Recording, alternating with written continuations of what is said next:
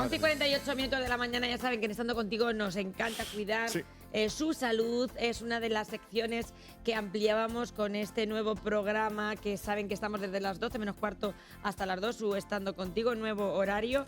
Y hoy nos acompaña el doctor Raúl Calvo, el expresidente del Colegio de Médicos de Toledo. Bienvenido, doctor. Hola. ¿Cómo estás, doctor Calvo? Muy bien, muchas gracias. Gracias por estar con nosotros. Y hemos montado esta sección porque yo tengo la sensación, doctor, de que cada vez se adelantan más un poco las infecciones respiratorias que todos conocemos. Por ejemplo, se adelanta más, hay cada vez más antes los casos de gripe. COVID sigue habiendo todavía algún caso y tenemos que estar muy pendientes de todo esto, por supuesto. Sabéis que tenemos un poco de desarreglos climáticos, ¿no? Y a veces estamos la entrada de los virus respiratorios, que normalmente solía ocurrir pues a lo mejor a mediados de noviembre, a primeros de diciembre o últimos de diciembre en algunas ocasiones, a veces se adelanta por los cambios climáticos, ¿no? Bueno, por cierto, tengo que comentarle, es mi caso también, pero he conocido muchos casos este verano, todo el verano, con virus respiratorios que se han mantenido mucho tiempo. Claro, eso es curioso también, porque habitualmente parece que siempre relacionábamos los virus respiratorios, doctor Calvo, con las estaciones más invernales u otoñales, y sin embargo ahora ya conviven con nosotros y el COVID ya lo ha demostrado que vino para quedarse en cualquier momento del año. Sí, el COVID el año pasado, por ejemplo, tuvo dos olas importantes. Una fue por esta época aproximadamente, entre últimos de noviembre y primeros de diciembre, pero tuvo otra ola que fue durante el mes de junio, y este año hemos tenido otra vez otra ola importante de COVID durante el mes de junio. Es decir, infecciones respiratorias ahora tenemos durante todo el año, no solamente las otoñales invernales. Bueno, abrimos nuestro teléfono por si quieren hacer cualquier tipo de consulta sobre infecciones respiratorias. O imagínense, acaban de comenzar también las campañas de vacunación de la gripe, del COVID. Tienen cualquier tipo de duda, es el momento de hacer todas los síntomas de cada una de ellas. Aquí tenemos al doctor Calvo, que nos pueden llamar y decir, pues yo estoy así, pues a lo mejor ya sabemos más o menos orientarle para que usted pues tenga sobre todo el diagnóstico adecuado.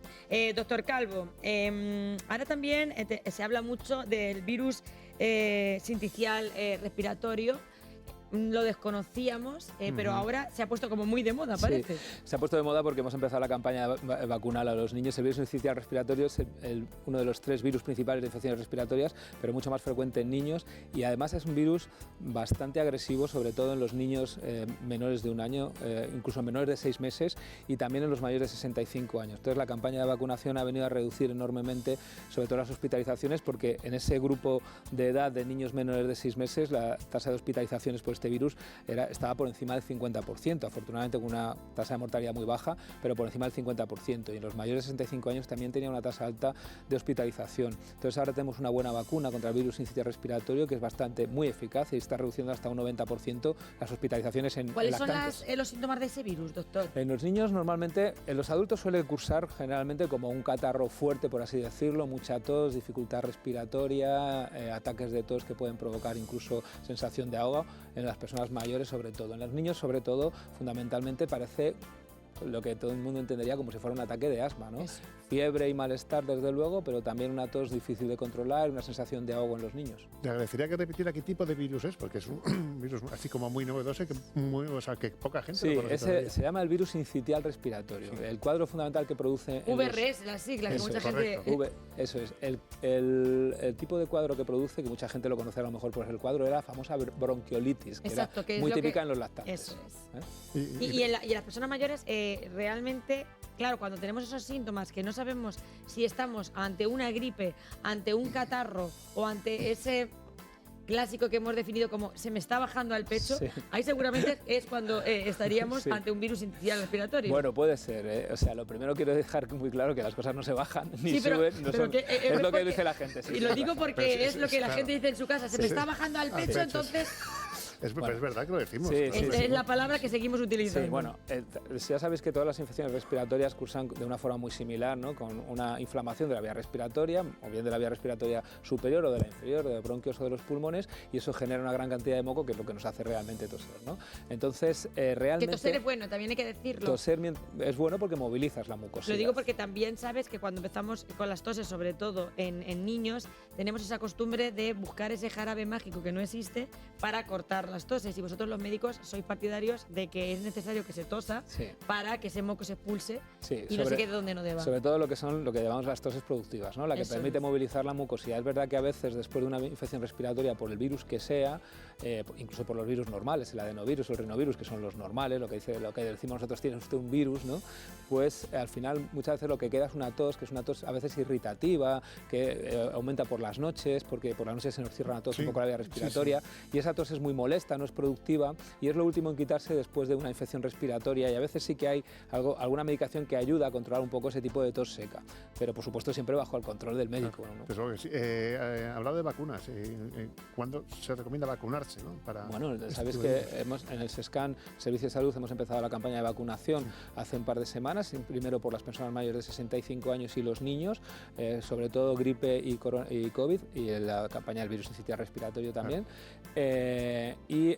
Recomendamos vacunarse en cuanto se inicia la campaña para que precisamente cuando llegue el pico epidémico, que suele llegar, como os digo, aproximadamente a mediados de diciembre, últimos de diciembre, tanto para la gripe. La gripe es un poco más tardía, pero el COVID y el virus sincitial respiratorio ya estemos con esas defensas en condiciones. Una curiosidad, si estamos con el virus ya no hay que vacunarse. Si ya lo has pasado, evidentemente, si hay una constancia de que hayas pasado cualquiera de los 3 virus, tampoco tiene sentido que te vacunes, porque las vacunas realmente se hacen con respecto a los virus de la estación anterior, que se supone que van a ser más o menos los mismos. Anticuerpos. Y en relación a esto, ¿qué probabilidad hay de que lo podamos pasar 2 veces? De pasar 2 veces realmente no hay ninguna posibilidad. Episodios distintos, a lo mejor. Episodios distintos, vale. Yo lo digo desde el punto de vista de no saber exactamente.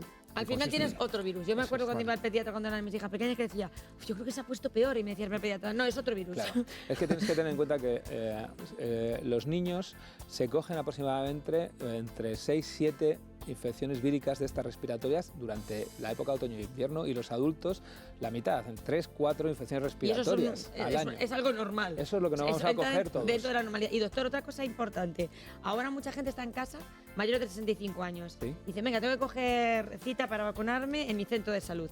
¿Qué vacunas le van a poner a esa persona mayor de 65 años? Bueno, le van a ofrecer fundamentalmente la vacuna de la gripe y la vacuna del COVID.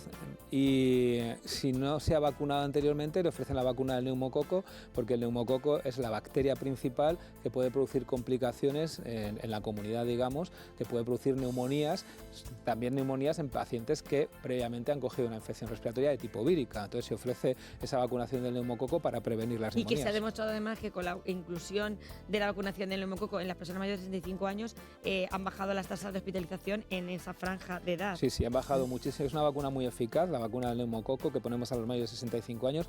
Además hay que ponerse solamente una dosis y te protege a un nivel muy alto, sobre todo hospitalizaciones, ingresos en UCI y mortalidad. Una pregunta importante. Ahora que, ya han sido muchas personas las que a mí personalmente me han comentado, ahora la vacuna del COVID, si ya no es tan agresivo, ¿hay que vacunarse todavía? Bueno, la vacuna del COVID sigue demostrando que reduce, sobre todo en las mayores, personas mayores de 65 años, más mayores de 75 años y personas que tienen enfermedades respiratorias previas, asmáticos, bronquíticos crónicos y demás, sigue reduciendo las tasas de ingreso en UCI y las tasas de mortalidad. Es decir, que el COVID no es tan agresivo, afortunadamente, como las olas que pasamos inicialmente durante la pandemia, pero sigue siendo el tercer, de los 3 virus circulatorios que hay respiratorios, el que está produciendo más ingresos y que está produciendo más ingresos en UCI, especialmente personas mayores por encima de 75 años, desde y que luego. tengan alguna patología respiratoria. Y si tienen patología respiratoria, se tienen que vacunar del COVID. Lo ideal sería que se vacunaran. Y doctor, antes yo te decía lo de se me baja el pecho, y volviendo un poco a nuestro lenguaje, muchas veces escuchamos a nuestros padres decir eso de no me voy a poner la vacuna de la gripe porque es que luego me pongo peor.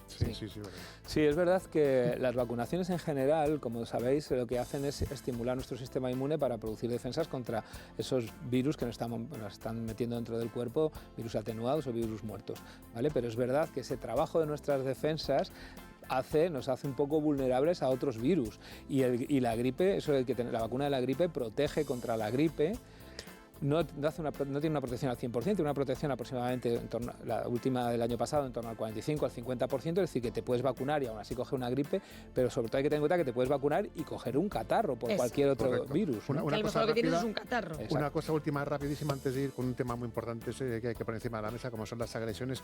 ¿Cuándo tenemos que acudir a urgencias? Porque ahora mismo estamos en una época que están muy colapsadas, estamos con el niño, con una persona mayor. ¿Cuándo hay que acudir? Vamos a ver. Efectivamente, como sabéis, ahora mismo hay una sobrecarga de las urgencias, de las consultas de atención primaria, de las urgencias, tanto de atención primaria como de atención hospitalaria. Yo creo que tenemos que ser muy responsables con el uso. Desde luego, si estamos ante personas, como hemos dicho, personas, sobre todo personas mayores de 75 años que tienen patología respiratoria previa y que han empezado con síntomas en los que aparece dificultad respiratoria, en fin, estos síntomas alarmantes, que está ya 2-3 días con ya hemos aprendido con el COVID que ya en casa todo el mundo tiene para tomar su saturación de oxígeno. Si desde luego detectas que tienes la saturación baja, evidentemente las personas mayores son un grupo de riesgo, igual que los lactantes, los menores de 6 meses que tienen dificultad respiratoria, esto sin ninguna duda tienen que acudir a un servicio de urgencias. Lo demás, si realmente lo que tenemos son síntomas leves, los que todos conocemos, nuestra tos, nuestros mocos, algo de fiebre, probablemente los 2 o 3 primeros días podamos simplemente tratarlo con lo que tratamos habitualmente, si no somos alérgicos, evidentemente, el paracetamol, el ibuprofeno, y luego lo que dicen los cuidados de toda la vida, ¿no? Los calditos calientes, la miel con limón, el tener reposo, que no se te quede la garganta reseca. Mantita y calentitos. Pero ya cuando se prolonga la fiebre, normalmente hay que, sobre todo en los niños, siempre aconsejamos que, salvo niños, insisto, de riesgo, los 3 primeros días, las primeras 72 horas, con antitérmicos y buena hidratación y lavados nasales es suficiente, porque generalmente en 3 días desaparecen los síntomas. Y para hilarlo bien, es que luego se colapsan las urgencias, la gente tiene que esperar mucho tiempo, la gente se pone nerviosa. Y luego vienen exactamente las agresiones a sanitarios, que ya además en este programa hemos hecho varios temas para que podáis participar, pero queríamos señalar que además el miércoles hubo una concentración de sanitarios en Manzanares, en el Hospital Virgen de Altagracia. Y bueno, es que en 2024 tiene ya 696 agresiones a sanitarios, por una media de casi 2 agresiones diarias, doctor. Es una lacra social. Lo primero que quiero decir es que creo que la sociedad, lo que nos están viendo y que además se transmite de esta manera, las agresiones a los sanitarios no son un problema sanitario. Un problema sanitario es que no haya camas, listas de espera, eso es un problema sanitario. Esto es un problema social, esto es un problema de la sociedad, como no es un problema de educación en las agresiones a los maestros. Hasta que la sociedad no entre en conciencia de que esto es un problema social, no vamos a encontrar soluciones. Los sistemas de salud, los propios sanitarios, estamos buscando de nuestra parte las soluciones, evidentemente, sistemas de apoyo, de vigilancia, colaboración con policía, con Guardia Civil, formación para los propios sanitarios para evitar las situaciones de conflicto. En todo eso estamos. Pero si la sociedad realmente no asume que es un problema, no asume que cuando se agrede de alguna manera, de la que sea, con violencia física, psíquica, gritos, lo que sea, a un sanitario o a una sanitaria, esa persona ya no vuelve a ser nunca la misma. Y va a seguir trabajando en todo eso, pero va a perder absolutamente la confianza que tenía cuando se ponía enfrente de un paciente. Totalmente, doctor. Mira, pues antes de terminar la consulta, esto es como cuando llegan a última hora, pues igual nos acaba de entrar una llamada de una persona que se llama Francisca, es de Puerto Llano, y Francisca nos pregunta que su madre tenía una tos bastante persistente. Ella fue al médico y le dieron unos medicamentos que tenían corticoides para poder combatir ese virus. Ella nos pregunta si tiene que esperar su madre para vacunarse debido a que ha tomado estos medicamentos y qué periodo tiene que esperar. Si la infección está resuelta, porque normalmente cuando damos corticoides a un paciente, eso quiere decir que ha habido una reacción inflamatoria en la vía respiratoria. Damos corticoides para reducir esa inflamación y que la persona respire bien, desaparezca la tos. Pueden ser corticoides inhalados o corticoides tomados. Si la infección está resuelta, es decir, si ya no hay fiebre, ya no hay síntomas infecciosos, aunque quede tos, ella se puede vacunar sin ningún problema. O sea que ella se podría vacunar. Se podría vacunar. Pues Francisca la dejamos más tranquila, seguramente. Que por cierto se puede mezclar perfectamente el corticoide con el antibiótico. Se pueden mezclar y de hecho los tenemos que mezclar muchas veces cuando lo que tenemos es, por ejemplo, o una laringitis.